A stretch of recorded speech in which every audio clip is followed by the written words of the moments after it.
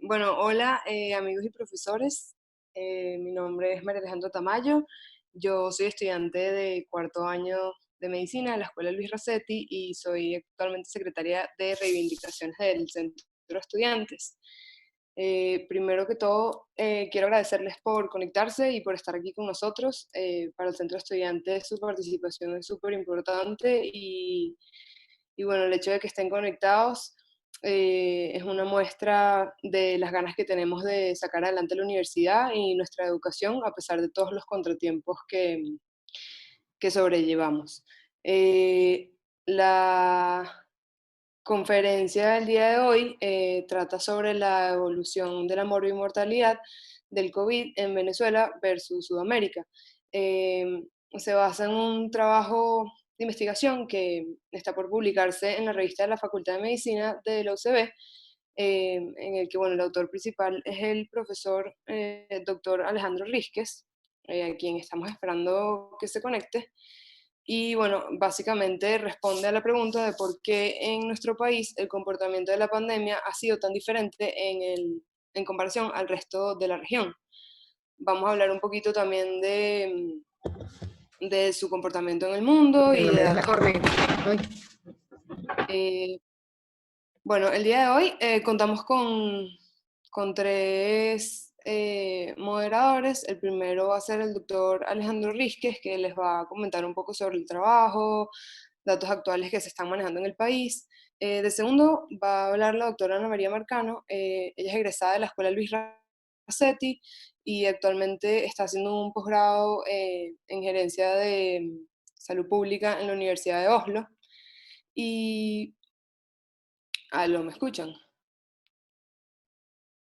Ok.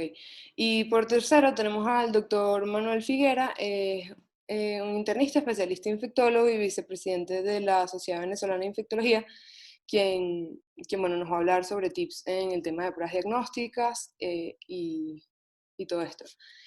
Vamos a esperar un momentico que ya el doctor Alejandro debe estar por conectarse para darle inicio a la conferencia. Y una vez más, gracias a todos por su participación.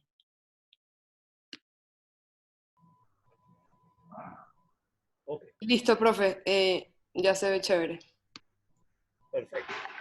Bueno, entonces está organizado, repito nuevamente, por la Escuela Luis Racetti, su centro de estudiantes, y gracias en muy particular a Ana Marcano, quien se encuentra ahorita fuera del país, en la Universidad de Oslo, que nos ha facilitado un poco toda esta parte de los videos a distancia, a María Alejandra Tamayo y a todo el equipo que comparte conmigo y hemos hecho un trabajo bien bonito sobre la evolución de la morbimortalidad por el COVID-19 en Venezuela y Sudamérica. Vamos a hablar sobre ese tema. Este fue un trabajo que se presentó a partir del 10 de mayo. El día de hoy la intención es, por el gran dinamismo y los cambios importantes que han ocurrido en los pasados 10 días, yo voy a incorporar algunas láminas nuevas, porque indudablemente dejar de hablar de lo que ha acontecido estos 5 o 6 días sería cambiar el rumbo de la epidemia. Entonces, sobre todo, bueno, el estudio que vamos a presentar el día de hoy fue realizado por este grupo de compañeros, la doctora Ana María Marcano, los estudiantes de cuarto año de la Escuela Luis Racetti, el ingeniero María Alejandra Tamayo, el bachiller Frederick Deber y la bachiller Bettina González, a quienes les agradezco muchísimo su esfuerzo y su acompañamiento. Estamos buscando luces en medio de esta oscurana. Así como estamos en Venezuela muchas veces por la pérdida de luz de una oscurana, bueno, las pandemias siempre generan muchísima tensión, muchísimo estrés y muchísimos lugares oscuros que tenemos que ir averiguando a medida que vamos avanzando. Ojalá que esta conferencia pueda aclarar un poco, especialmente, la situación que está ocurriendo en Venezuela. La agenda que tenemos para hoy es tendencias globales y situación actual. Luego vamos a hablar un poco sobre la pandemia latinoamericana y cómo se comporta Venezuela frente a esa pandemia latinoamericana, el comportamiento venezolano y, por supuesto, al final continuaremos con las charlas de Ana y de Manuel.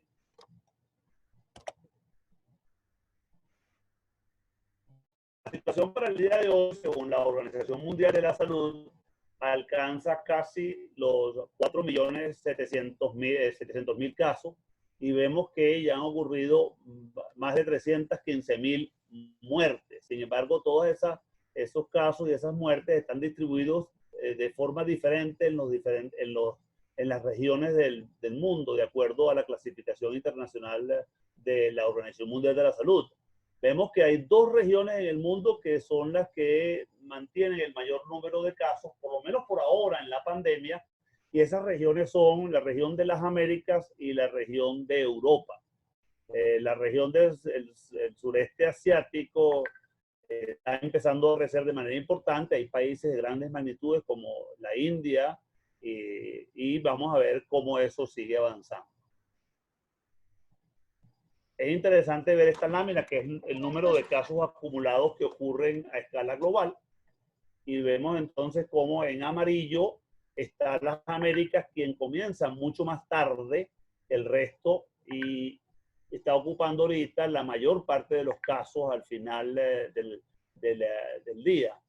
Está el grupo inicial, que es el grupo donde estaba Asia, y vemos cómo su curva de casos nuevos aumenta en el mes de enero y el mes de febrero y luego cae y se ha mantenido bastante baja durante todo el periodo. Y tenemos la curva de Europa que también aumentó de manera muy importante a partir del mes de marzo y está empezando a declinar de manera importante. Hay dos regiones en el mundo que son importantes estar vigilando, como es la región oriental del Mediterráneo y la región del sureste asiático, quienes en las últimas semanas vienen aumentando de una manera muy importante y probablemente ocupen los espacios en las próximas semanas. Cuando vemos este mismo gráfico de la Organización Mundial de la Salud de la última semana, entonces vemos cómo el comportamiento durante la última semana de los casos confirmados empieza a aparecer la región de las Américas de manera muy importante. Los Estados Unidos está de primer lugar y luego vemos cómo Brasil, Perú y Chile se mantienen como los más importantes en América del Sur, seguidos de Argentina, Bolivia y Colombia y Ecuador. Dentro de esos indicadores más usados para la pandemia de COVID, tenemos que el más importante que se ha venido usando es el número de casos confirmados acumulados. Luego tenemos el número de casos diarios, el número de casos por cada millón de habitantes, el número de casos recuperados y el porcentaje de recuperados. Luego viene la cifra de fallecidos o muertos y, por supuesto, la letalidad. Se van a fijar varias cosas que voy a ir mencionando en cuanto a estos indicadores. Un indicador que genera mucha alerta y mucha dificultad es el indicador de la letalidad, porque como vemos en este gráfico, en la columna de letalidad, hay unas diferencias muy grandes en todas las regiones.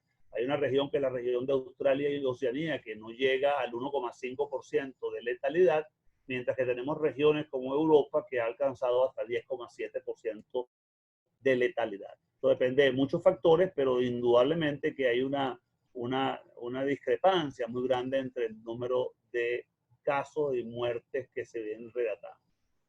Otro dato importante que tenemos que recordar es que desde el punto de vista de acumulación de casos confirmados, los Estados Unidos acumulan hasta ahorita el 31% de todos los casos a escala global, seguido del resto de todos los países, pero se aplica una tradicional norma que se llama la norma de Pareto, donde la mayoría de los casos se encuentran acumulados en un pequeño grupo de países.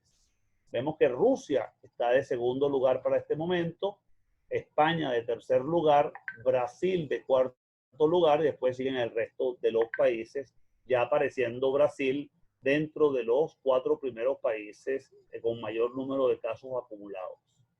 China, que fue el país que inició la epidemia, ya no aparece entre los primeros 10 países a escala global. También quería que de estos indicadores, esta tabla está ordenada por los confirmados. Vemos que entonces América del Norte es la que tiene el mayor número de casos acumulados confirmados, seguido de Europa y luego de Asia. Estando América del Sur, que nos interesa para el día de hoy, está alcanzando casi los 500.000 casos. El número de casos diarios, y luego tenemos el número de fallecidos. A pesar de que los Estados Unidos tiene el mayor número de fallecidos, perdón, el mayor número de casos acumulados, vemos que el número de casos fallecidos todavía está de segundo lugar frente a Europa, que es la que acumula el mayor número de casos fallecidos en el mundo. Las diferencias son muy grandes en el resto de los continentes y están en relación, por supuesto, al número de casos que han ocurrido. Y aquí les repito una vez más esa dificultad que tenemos con la letalidad. Vemos que hay regiones del mundo que tienen unas letalidades muy bajas y regiones del mundo que tienen letalidades muy altas. Esto genera mucha confusión y mucha dificultad en la interpretación de los datos. ¿Qué ha pasado en América Latina? En América Latina los primeros casos ocurrieron en Brasil el 26 de febrero. Se notificó el primer caso. Luego seguido de Ecuador el 29 de febrero, la República Dominicana, aunque es una región del Caribe, 1 de marzo y así sucesivamente. Y Venezuela aparece el día 13 de marzo con 2 casos notificados por primera vez y se suma a los países que contribuyen con la pandemia de COVID-19. Vamos a ver un panorama rápido sobre cuáles son las medidas de salud pública y medidas sociales que se deben aplicar dentro del contexto del COVID-19. Esto es una guía que aparece y que está muy reciente. Pueden buscar la referencia en el último reporte de situación de la Organización Mundial de la Salud. Es la guía interina del 18 de mayo del 2020. Todos los países deben recomendar y se deben recomendar las siguientes medidas. Primero, las medidas personales. Todos ya hemos insistido mucho en ellas. Debemos mantener, aislarnos en la casa, quedarnos en la casa, usar el tapaboca en caso de estar enfermo. Debemos tener una higiene personal muy, muy importante, especialmente higiene de las manos de manera permanente. Luego están las medidas de distanciamiento físico y social en lugares públicos. Vemos como los gobiernos han tomado medidas muy importantes en las cuales han inhibido a la gente de salir a sitios públicos, los bares, los restaurantes, las misas, los eventos religiosos, los eventos deportivos, todos han sido suspendidos a escala global prácticamente y solamente con algunas pocas excepciones hay una gran limitación y existe un distanciamiento importante evitando las aglomeraciones. Las medidas de movilización, bueno, en muchos países se han eliminado prácticamente todos los vuelos internacionales con algunas pequeñas excepciones. Se han mantenido las diferentes zonas o regiones del país. En el caso venezolano hemos mantenido prácticamente una nula movilización entre los estados e inclusive entre los municipios y actualmente la limitación debería ser dentro de la zona cercana donde vive la persona, no más de 200 o 500 metros de la zona de residencia de la persona. Y por último, están las medidas especiales de protección que se están tomando con algunos grupos especiales y con algunas poblaciones especiales y grupos vulnerables. Y aquí están indudablemente las personas a riesgo de sufrir la enfermedad, los mayores de 65 años, las personas que tienen cualquier comorbilidades asociadas a el COVID y a complicaciones con el COVID. Estamos hablando de hipertensión arterial, enfermedades cardiovasculares, estamos hablando de enfermedades respiratorias importantes como el enfisema, el asma, estamos hablando de la diabetes, y estamos hablando de cualquier enfermedad que pueda producir dificultades o comorbilidades que afecten la capacidad de la persona de poder tolerar y resistir ante el COVID. Luego tenemos las personas y grupos con vulnerabilidades sociales. Aquí sí es muy interesante porque tenemos los migrantes, los desplazados, tenemos los indígenas, tenemos las personas que viven en zonas sin servicios básicos, pero tenemos personas, los indigentes y los ancianos. Tenemos también el grupo de altísimo riesgo, que son las personas o grupos viviendo en locales cerrados. Están los geriátricos, que es una de las cosas más importantes, las residencias de personas adultas mayores, y las residencias en general se convierten en un sitio de altísima exposición que deberían ser, tomar medidas especiales, igual que las personas o grupos de alto riesgo a los cuales probablemente pertenece la mayoría de los que estamos participando el día de hoy, que es el personal de salud, que no solamente tiene un riesgo ocupacional para poder estar expuesto al virus y adquirir la enfermedad, sino que además puede adquirirla y además transmitirla no solamente a sus familiares, a sus amigos, y a todas las personas que socialmente él participe y contribuya con diseminar la enfermedad. Les recuerdo rápidamente cuáles son los determinantes de la salud colectiva. Cuando hablamos de un problema de salud colectiva, de una pandemia, debemos estar muy pendientes de tres cosas. La demografía del país, por eso que se supone y se estima que en Europa la mortandad ha sido mucho mayor porque la composición por sexo y edad, específicamente en edad, es mucho más mayor, son más ancianos, tienen mucho mayor edad, mientras que los países latinoamericanos y también África somos países que tenemos una mediana de edad mucho menor que el resto de los países, y eso nos favorece porque siendo la edad uno de los factores de riesgo más importantes. Luego tenemos las situaciones sociales y ambientales. En Venezuela vamos a ver que tenemos una situación social muy particular, una crisis humanitaria reconocida de hace 2 años formalmente y una crisis económica que ya va para 4 años. Hablaremos muy breve sobre ello, que indudablemente frente a la pandemia va a ejercer unas condiciones muy especiales. Y desde el punto de vista ambiental, aparentemente, bueno, hablan muchos estudios que nos favorece. Estamos en un país tropical donde probablemente la mayor parte de la gente puede estar al exterior, aireándose y disminuyendo la posibilidad de aglomerarse y agruparse en las casas donde el riesgo aumenta. Además, se habla del factor sol, que puede favorecer porque elimina de manera rápida, higieniza las calles y los sitios donde potencialmente podría estar alojado el virus en caso de haber grandes cantidades de gente enferma en calles o en superficies, etc. Y por último, bueno, el caso más grave de Venezuela, que es que el sistema de salud está en unas condiciones bastante deterioradas y que su capacidad para poder tolerar un grupo o una epidemia importante, un número importante de casos en estos momentos está muy reducida, como veremos rápidamente más adelante. Así vemos entonces algunos datos rápidos. Tenemos una crisis humanitaria compleja con un componente económico intenso y profundo desde 2014.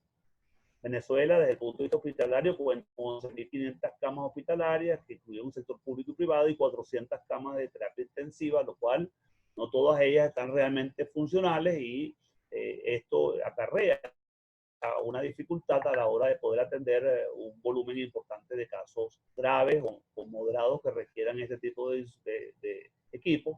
Las fallas importantes en los servicios básicos como electricidad, agua y medidas básicas de higiene y saneamiento. Tenemos entonces la encuesta nacional de hospitales, quienes nos refieren de manera continua que hay una falla importante no solamente en los elementos estructurales como el agua, la electricidad de los hospitales, sino que además falta jabón, falta los insumos mínimos como las toallas desechables y los equipos de protección personal.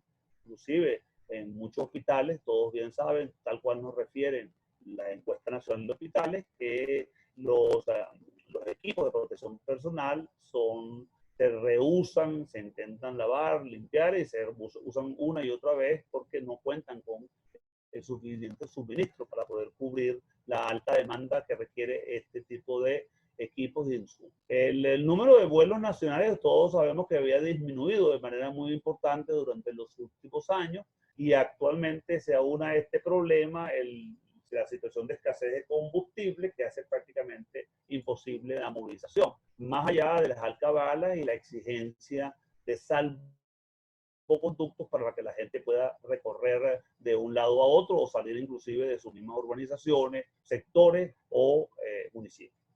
Hay dos que están en una discusión y en un momento dado llamaron la atención como fue la potencial protección que podía tener en poblaciones que habían sido vacunadas en forma masiva con el bacilo Talmud-Guerin contra la tuberculosis. Eso aparentemente no ha sido confirmado, no ha sido corroborado, sin embargo estuvo sonando y por eso lo coloco aquí. Y los estudios que están haciendo también, varios estudios que ya han hecho y que están haciendo actualmente sobre la influencia del clima en la pandemia.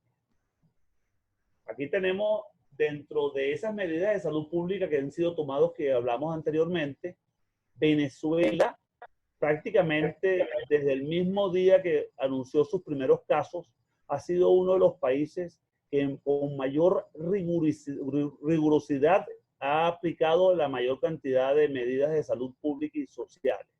Prácticamente suspendió todos los vuelos nacionales e internacionales, con algunos muy contados. Prácticamente mantuvo en cuarentena obligatoria a todas las personas dentro de su casa, suspendió colegios, suspendió trabajos y obligó solamente a aquellos trabajos que requieren la presencia física y sean de obligatoriedad ir, porque si no se suspenden los servicios básicos. Entonces vemos que Venezuela, este mapa muestra, Venezuela se ha mantenido dentro de los países que por lo menos ha cumplido las medidas más estrictas en 60-70% desde el inicio de los primeros casos. Dentro de la clasificación que la Organización Mundial de la Salud establece para llamar en qué nivel están los países, cada uno de los países en transmisión, Venezuela mantiene el estatus de transmisión en brotes o clúster de casos. Esto quiere decir que los casos que se detectan en Venezuela, en su inmensa mayoría, están relacionados a, o bien sea un caso importado, caso confirmado de una persona que viene de un país donde está detectado el problema, o familiares o relacionados a ese caso. Eso nos los acentúan mucho y por eso mantenemos todavía el estatus de país con transmisión por clúster de casos. Cuando revisamos las tablas de Sudamérica, esto es muy importante ver porque podemos utilizar varios indicadores. Podemos utilizar esta tabla es del 10 de mayo, ¿no? Vemos que los países, todavía Venezuela tenía 414 casos, sabemos que en este momento, el 20 de mayo, ya tenemos 749 casos. Sin embargo, cuando comparamos las tasas de mortalidad y las tasas de morbilidad, vemos efectivamente que las tasas varían no solamente de acuerdo al número de casos, sino por supuesto a la población. El país que más afectado hasta ahorita ha sido el Perú, que tiene una tasa de mortalidad de 5,91 y una tasa de morbilidad de 210 por cada 100.000 habitantes. Luego prosigue Ecuador, que también tiene una mortalidad mucho más alta de 12,45 y una morbilidad de 173, y así vamos viendo cómo Venezuela aparece por lo menos hasta el 10 de mayo y hasta el día de hoy entre los países que está separado de la mayoría de los países. Cuando vemos los casos acumulados y las tendencias por COVID en todos los países latinoamericanos, vemos entonces que se separa en dos grupos, que yo los he marcado en azul, y los grupos que están marcados bajo el rojo. Hay una distancia muy grande. Estos son tablas que se hacen comparando a partir de los primeros 20 casos y vemos entonces cómo Venezuela se mantiene junto a algún pequeño grupo de países muy separado del grupo más grande de países que está con una curva de casos acumulados muy diferente que Venezuela. Esto nos hace ver diferentes y esto nos tenía y nos llamó la atención y por eso hemos hecho esta investigación. Cuando vemos las tablas hechas por casos acumulados, pero ya no utilizando la escala logarítmica, entonces Venezuela prácticamente en comparación al resto de los países latinoamericanos, fíjense que no se ve y aparece prácticamente pegada al eje de las X. En cuanto a la distribución de los casos y las muertes, vemos cómo hasta ese día, el 30 de abril, había un distanciamiento muy importante. Lo vamos a repetir ahorita porque puse las láminas del día de hoy, que las bajé de la página del ministerio. Vamos a verla más adelante, aquí la tenemos. Entonces vamos a ver estas curvas. Primero vamos a ver las curvas del lado izquierdo.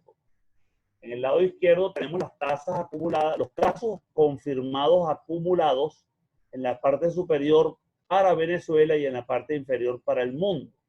Vemos que el mundo se presentó un ascenso lineal lento hasta aproximadamente el 16 a 22 de marzo y luego se presenta una fase de ascenso rápido que todavía no ha culminado y se mantiene en un ascenso importante. Cuando vamos a Venezuela, se mantiene indudablemente el número de casos es infinitamente menor, pero se mantiene una curva más o menos lineal hasta ahorita, prácticamente hasta el 15 de mayo, donde comienza ya a verse un cambio en esa curva con una fase de ascenso muy, muy importante. Igualmente, cuando vamos al lado izquierdo, las dos cuadros que están en el lado izquierdo, los gráficos que aparecen en el lado izquierdo, vemos cómo los casos se mantenían con una aparición más bien desordenada. Estamos desde ese marzo que aparecen los dos primeros casos y vemos que prácticamente hasta el 15 de mayo se mantenían unos casos que subían un poco, bajaban. A partir del 16 de mayo vemos cómo han aparecido una gran cantidad de casos nuevos que nos llaman a la atención y que probablemente estemos comenzando de una fase de crecimiento. Sin embargo, es todavía prematuro, habría que esperar si el comportamiento del aumento de los casos se mantiene por lo menos 3 o 4 días y estaríamos entonces ya quizás en una fase de crecimiento exponencial.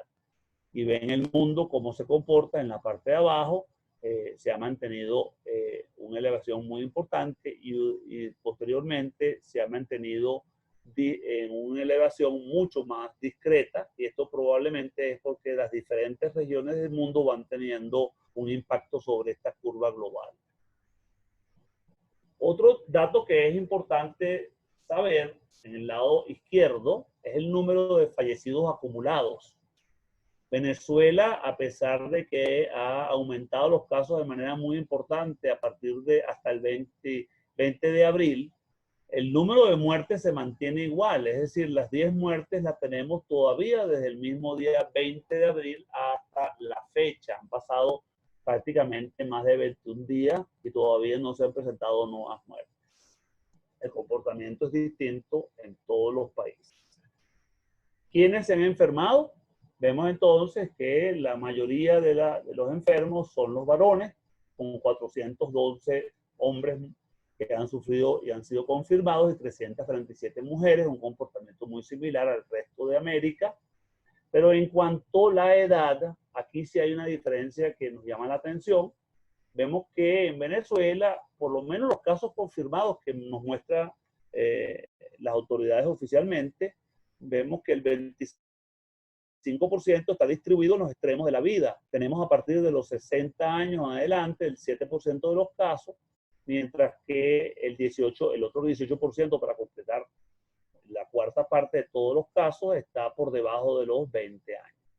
La mayoría de los casos han sido entonces confirmados en personas entre los 20 y los 60 años. Esto podría explicar claramente el por qué el número de fallecidos se mantiene tan bajo. El informe epidemiológico que pudimos recabar a través de la cadena nacional, que ellos vienen dando la información y que hemos podido confirmar a través de la página web del mismo Ministerio del Poder Popular para la Salud, nos habla primero de un número de muestras rápidas en el cual ellos hablan de 15.926 por cada millón de habitantes. Sin embargo, las pruebas rápidas, voy a dejar ese espacio para que nuestro compañero Manuel Figuera hable sobre la importancia de estas pruebas, su relevancia, su significado, y la que verdaderamente nos interesa es un número de pruebas rápidas, de pruebas del PCR en tiempo real, que aproximadamente se han hecho solamente 6.000 en Venezuela hasta esa fecha, y eso nos dice que Venezuela, para ese tipo de prueba, que es la prueba viral, la prueba más certera, la prueba que confirma la fase aguda y que nos hace sentir mucho más tranquilo y seguro sobre la confiabilidad del resultado, se mantiene muy por debajo del resto de toda América. En la evolución de la enfermedad es interesante ver que se han recuperado, esto es un indicador difícil, nuevo, positivo, que se ha recuperado por lo menos un 43% de los casos para el momento que estaba, y que la mayoría de los casos activos se encuentran distribuidos, porque en Venezuela es obligatorio que los pacientes que han sido confirmados pasen su cuarentena bajo la vigilancia, o bien sea de las clínicas privadas, bien sea de los centros diagnóstico integral, o bien sea en los hospitales y en algunos casos en los refugios que están dispuestos para este fin. Y vemos que solamente han ocurrido 10 fallecidos, y dentro del espectro de la enfermedad, aparentemente Venezuela solamente ha presentado un 2% de casos moderados y casos graves, a diferencia del resto de Latinoamérica, que tiene un porcentaje mucho más elevado de casos moderados y de casos graves. La distribución venezolana, esto es para el día de hoy, los últimos datos que nos presenta el ministerio, vemos que para el 20 de mayo todavía la mayoría de los casos se siguen agrupando en el estado Nueva Esparta, el estado Miranda, el estado y el distrito capital. Esos tres que están en la región central e insular del país acumulan ya el 50% de los casos. El resto de los casos vemos que empiezan a aparecer estados como el estado Táchira, que se ha convertido en un estado fronterizo con mucha importancia porque han venido aumentando el número de casos. El estado Bolívar también aparece más oscuro porque empieza a aparecer el mayor número de casos. Entonces vemos que se acumulan todavía en ciertos estados que tienen la mayoría de los casos. Tenemos que el 83% de los casos se acumulan prácticamente solamente en 7 entidades federales, pero en el último informe epidemiológico, como veremos, los estados fronterizos están contribuyendo de manera importante. Así vemos que el día de ayer se presenta el informe de las autoridades, esto lo saqué también como una nota de prensa del mismo página del ministerio. Vemos que ya el número de casos se eleva a 749 con 131 nuevos casos. Y de estos 131 nuevos casos es interesante ver que ellos solamente reconocen 21 de ellos que son en entidades no relacionadas a las fronteras ni a la migración. Y de esos 21, ellos hablan de 16 con transmisión comunitaria y 5 por contacto con viajeros internacionales. Y el resto de las infecciones se le detectó a 110 ciudadanos, todos ellos casos importados que ingresaban por los estados Táchira, Apure, Zulia y Bolívar. Y de ellos, 81 casos aparentemente vienen infectados desde Colombia, 23 de Brasil y 6 de Ecuador. Esto hace que el Estado, las autoridades hayan tomado una serie de decisiones muy importantes que hacen que se haya decretado un toque de queda. Esas medidas de contención sociales se han hecho mucho más estrictas. Vemos que todos los municipios cercanos a las fronteras de Zulia y Bolívar también han sido sometidos a estado de toque de queda desde las 4 de la tarde hasta las 10 de la mañana, y se han creado lo que llaman una barrera sanitaria o los cordones sanitarios para tratar de impedir y lograr que no ingresen más pacientes con enfermedad al país o que pasen una cuarentena de al menos 15 días con pruebas negativas en los refugios que van a ingresar.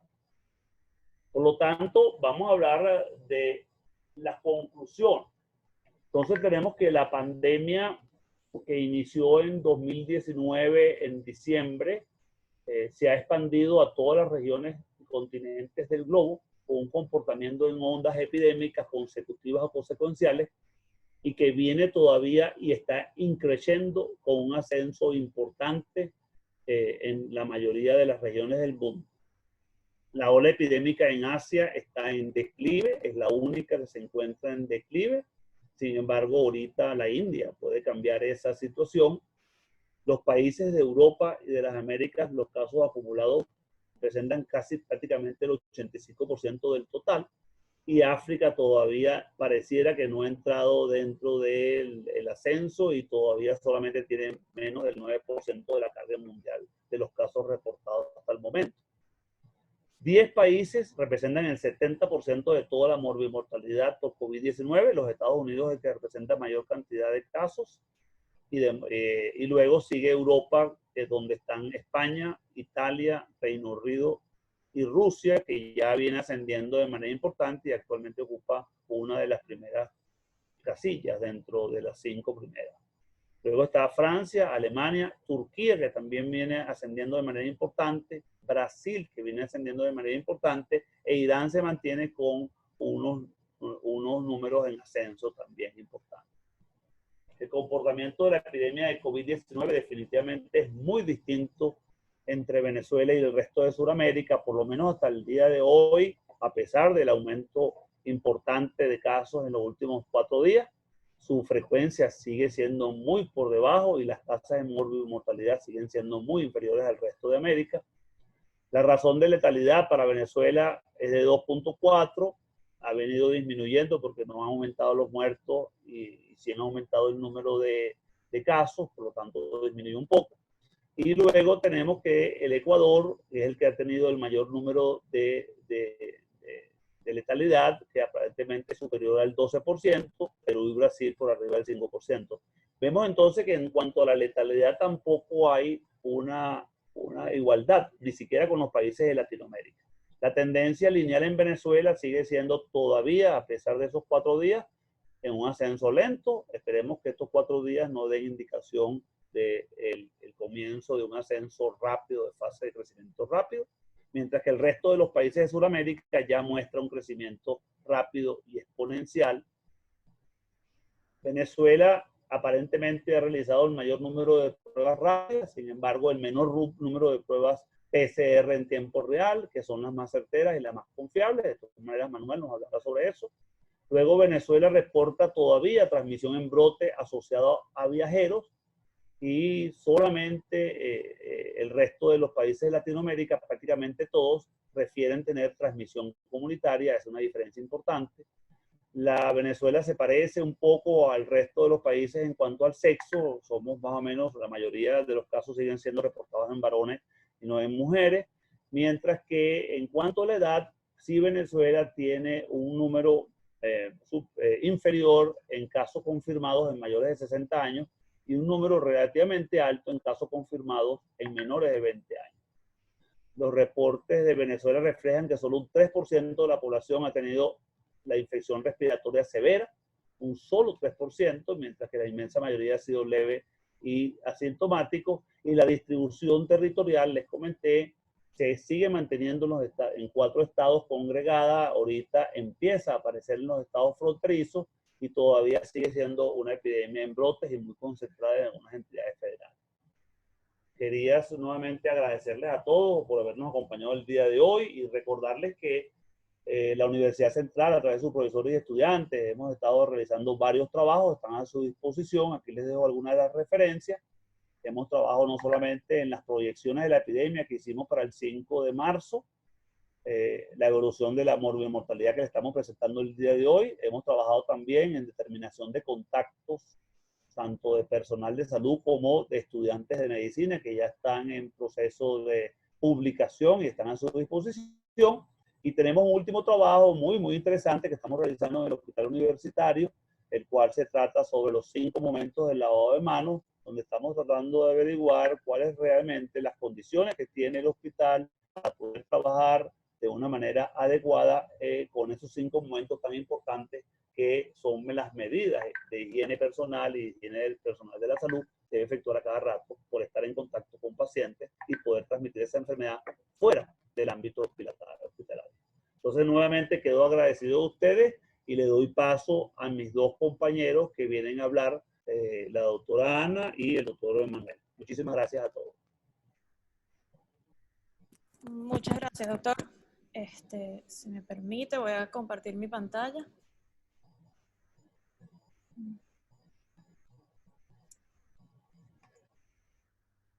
Y me indican si me escuchan bien o Te no. escucho. Sí, Te perfecto. escucho. Bueno, yo quiero comentarles primero, muy interesante el trabajo que hicimos en conjunto. La verdad es que el comportamiento de Venezuela ha sido pues digno de estudio, no solo de la parte de salud, sino de la parte social y todo lo que conlleva, lo que significa el contexto que vive Venezuela, económico, político, social, en todos los aspectos. Yo aquí les voy a contar un poco un recuento global de lo que ha sido el coronavirus, eh, especialmente enfocado en Asia y Europa, y muy por encima, a modo de que tengamos cómo comparar y qué es lo que indican algunos estudios de lo que va a venir por el futuro cercano. Primero, bueno, voy a hablar mucho sobre esta forma de la curva que salió en un artículo muy interesante que pueden, y les recomiendo que lean todas las partes, escrito por Tomás Puello en un medio de Medium, donde habla de la curva, cómo va subiendo al no hacer nada, donde hay medidas de mitigación que pueden no limitar la cantidad de casos y los contagios, y donde existe un conjunto de medidas que se han aplicado y que salieron, digamos, de lo que sucedió en China, en la provincia de Hubei, que él llama el martillo. Para luego llegar a un periodo de danza, que me parece un nombre muy apropiado, en el cual estamos danzando con el virus en la sociedad, donde ya no existe estas medidas tan fuertes llamadas el martillo, que son una cuarentena severa, una cuarentena, unas medidas socioeconómicas que tienen afecta muy grave la parte socioeconómica del país, sino unas medidas un poco más leves, entre las cuales nos permite convivir, digamos, un poco con este nuevo virus que recién estamos empezando a entender, para evitar que hayan picos iguales o peores a lo que acabamos de vivir o lo que se está viviendo a nivel mundial. Y para esto, pues hablamos de tres niveles de estas medidas: las leves, moderadas y severas. Las medidas más leves, en el sentido de potencia del martillo, para decirlo de alguna manera, tienen un costo de inversión de entrada muy alto. ¿Esto qué quiere decir? Que el país tiene que tener mucha plata en el bolsillo en ese momento para poder hacerlas. Y no solamente mucha plata, sino algo importante, que es que tiene que tener en mente el enfoque preventivo que se tiene que tomar en este tipo de enfermedades transmisibles. Después vienen unas medidas moderadas que tienen un costo económico un tanto menor, pero el costo económico social a largo plazo es un poco mayor. Y las severas, que es la que llaman el martillo, tienen un costo de inversión. Digamos que el costo en esencia en ese momento no es mucho, pero el costo económico y el costo social del país es muy grande y muy severo. Los países que que aplicaron las medidas leves, pues son países, como les dije, que tienen un alto ingreso económico, pero que además tenían un enfoque preventivo. Y eso lo vemos en los grandes ejemplos que nos ha dejado esta cuarentena, esta epidemia y pandemia, que son Taiwán, Hong Kong y Corea del Sur. Estos países tenían algo clave que no tenía el resto del mundo, o que el resto del mundo no supo escuchar o aprender por zapatos propios, digamos, que es que ellos habían visto al inicio del 2000 unas epidemias parecidas por SARS y por MERS. Y estos virus eran más mortales que este coronavirus, que el COVID-19, sin embargo eran menos transmisibles. Pero ellos tenían fresco qué es lo que significa una epidemia para una población. Y con este enfoque supieron tomar medidas. Incluso Taiwán tomó medidas el 31 de diciembre del año pasado, al saber que existía ya algo que estaba pasando en Wuhan. Entonces, eso les permite a ellos no tener que aplicar ninguna medidas con un costo económico y social para el país tan grande. Después, ¿qué pasa? Pues viene la ola, como dice bien el profesor, la ola en Europa, de países de alto y mediano ingreso que no tenían tanto este enfoque preventivo. Es decir, no habían vivido en su propia piel lo que significaba una epidemia de este estilo. Y por lo tanto, tardaron un poco en tomar medidas. Y eso los obliga a tener que invertir un poco más en tener que cambiar un poco el enfoque con el que atacan esta epidemia. Y eso significa que las medidas que van a tener que tomar van a tener que ser un poco más fuertes y tendrán un costo global neto al final un poco mayor.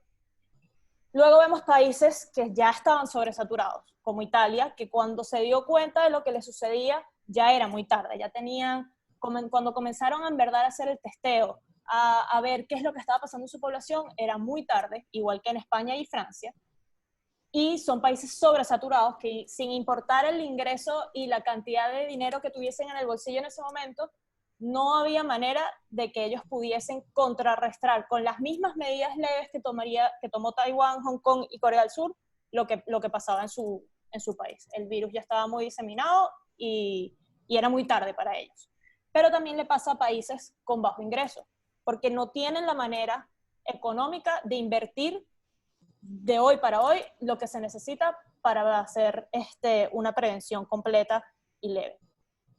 Y entonces se decide tomar medidas severas que afectan la economía del país, como es el caso de Venezuela, India, donde se toman medidas severas, pero bueno, es lo que hay que hacer si se quiere evitar un mal mayor. Aquí está un pequeño gráfico con la misma forma de las que estamos hablando antes de lo que está sucediendo actualmente. Países como Hong Kong, Taiwán, no tuvieron que aplicar ninguna medida, ya que su curva nunca llegó a un pico tan alto. Ellos son países que llegaron y se han mantenido con una baja cantidad de casos. China, Corea del Sur tuvieron su pico, pero ya los disminuyeron, lo lograron controlar y ahora se encuentran en esta danza que sube y baja mientras van poniendo y quitando medidas para evitar que llegue a otro pico.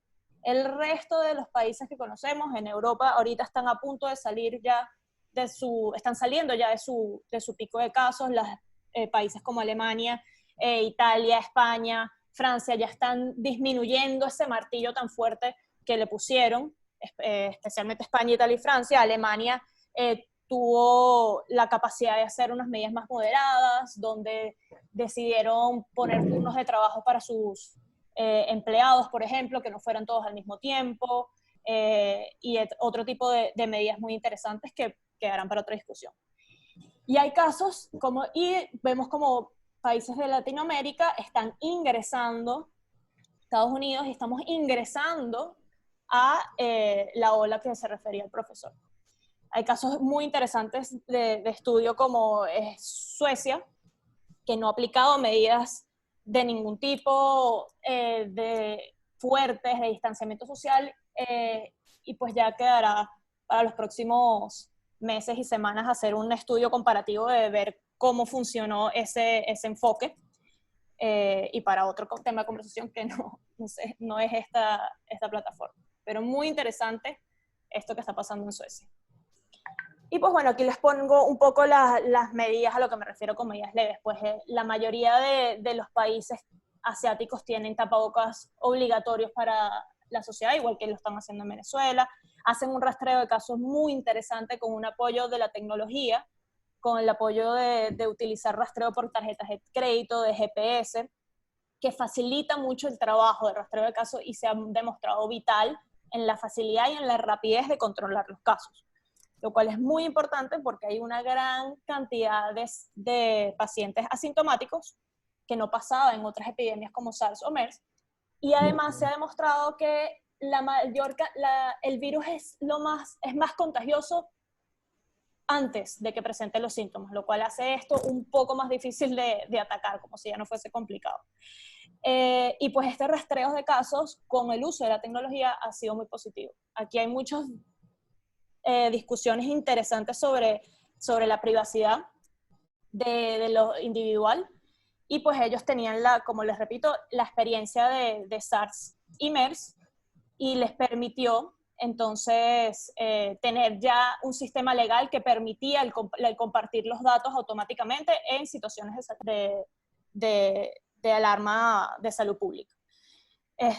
También, pues bueno, como vemos, el aparato productivo se mantiene operante, no se cierran empresas, no se cierran trabajos, mientras que en las moderadas, pues ahí sí hay algunas personas que hacen el famoso home office, y pues los colegios se mantienen abiertos, a diferencia de las otras dos, donde los colegios y muchos centros de ocio se mantienen cerrados, y pues son medidas más leves. Y la severa, como ya les comenté, una cuarentena masiva obligatoria nacional que tiene un límite muy grande y que también vale la pena estudiar desde el foco de los derechos humanos con las libertades individuales. Y pues tiene un alto costo social, ya que los humanos, como sabemos, somos seres sociales y que necesitamos ese intercambio para ser felices y desarrollarnos plenamente.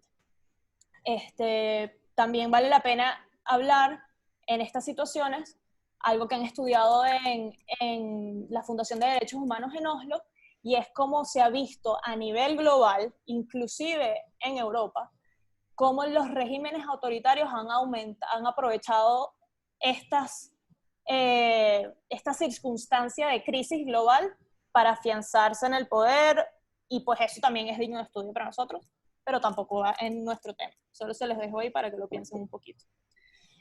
Y aquí les pongo este mapa para que discutamos un poco algo que comentó el doctor y que yo no sabía porque me desperté con la noticia de lo que había pasado, de los nuevos casos en Venezuela, pero algo que quería recalcar, y es que aquí donde vemos estos círculos, el epicentro de estos círculos son el de abajo, Milán, que es el centro de donde hubo la mayor cantidad de casos en Italia. Y arriba es la ciudad de Innsbruck, que es una de las ciudades más afectadas de Alemania. Y lo interesante de este círculo que les estoy colocando aquí es que dentro de ese círculo se encuentran 5 países involucrados: Alemania, Holanda, Bélgica, Luxemburgo y Francia en el superior, Austria, Alemania, Francia, Suiza e Italia en el inferior. ¿Y qué es lo que pasa con esto? Es que en los estados, los virus, las enfermedades, no respetan los territorios que nosotros los humanos creamos. Y esto significa que la mejor manera de atacar este tipo de enfermedades es de una manera de coordinación regional. Porque si las medidas de Alemania no están al mismo tiempo, en esta zona de Alemania, no están al mismo tiempo regulares con las de Holanda o Bélgica, pues vamos a tener un pequeño problema ahí, ¿no? De las personas que se movilizan, del virus pasando de lugares a lugares y atacando más o menos a algunas regiones, al igual que lo que pasó en Italia, Suiza y Francia. Y aquí entra el tema de la cooperación internacional. Vemos como en momentos de crisis el humano recurre a algo que se llama el tribalismo. Y el tribalismo no es más que regresar a esta mentalidad de tribu, en donde cuando algo pasa, cierro filas, me centro en los que son iguales a mí y alejo un poco a los que son diferentes a mí o a los que son el otro. Y eso pasó en Europa y dejó anonadado a muchos de mis profesores y a muchos de los asesores, que decían que ellos esperaban primero que el grupo de control de la Unión Europea hiciera algo al respecto al inicio de esta pandemia, y los agarró por sorpresa, subestimaron increíblemente el virus, pero además Europa, la Unión Europea, siendo una de las regiones con mayor cooperación internacional y engranaje entre países, retornaron a la mentalidad de tribalismo y a la mentalidad ultranacionalista de cerrarse entre ellos y no manejar la pandemia de una manera coordinada y de cooperación. Muchos países se quejaron de que no se quejaron, pero muchas personas no entienden cómo países como Alemania no ayudaron a las regiones fronterizas que tenían, o Francia también pidiendo ayuda. Hay muchas noticias de que esto sucedió, y pues la verdad es que si los límites territoriales son construcciones humanas y el virus no las respeta, yo también creo que la mejor manera de haberlo atacado es olvidarse de los límites de los países y que cada país que esté en esa región apoye indiferentemente lo que está sucediendo. Y eso vamos a ver cómo nos va a afectar bastante y cómo nos va a afectar no a nosotros, pero lamentablemente a las personas que están ahí en los límites territoriales con Venezuela, con Colombia, donde no hay cooperación internacional, ni siquiera una milésima de lo que habría en Europa, y en los límites con Brasil, donde tampoco hay una buena cooperación internacional.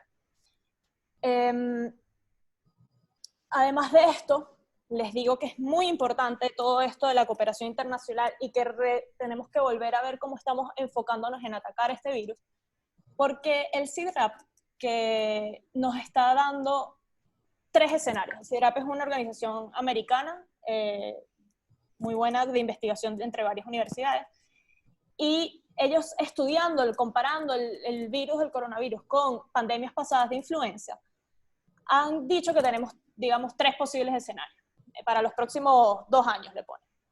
El escenario 1 y el escenario 2 lo han visto en pandemias pasadas, y el escenario 3 no ha sucedido nunca, pero lo ponen porque es una posibilidad y porque es en realidad el que queremos que suceda. Si vemos el escenario 1, es un pico, donde vemos que después hay un valle, hay una parte donde no hay, y vuelve a haber otro pico de mismo tamaño, y vuelve a bajar, y hay otro pico, y así vamos por 2 años. Y esto va a cobrar la misma cantidad de muertes, se van a necesitar el mismo martillo para bajar este pico, siempre y cuando dejemos de hacer políticas aquí en estos valles y vuelva a subir el contagio.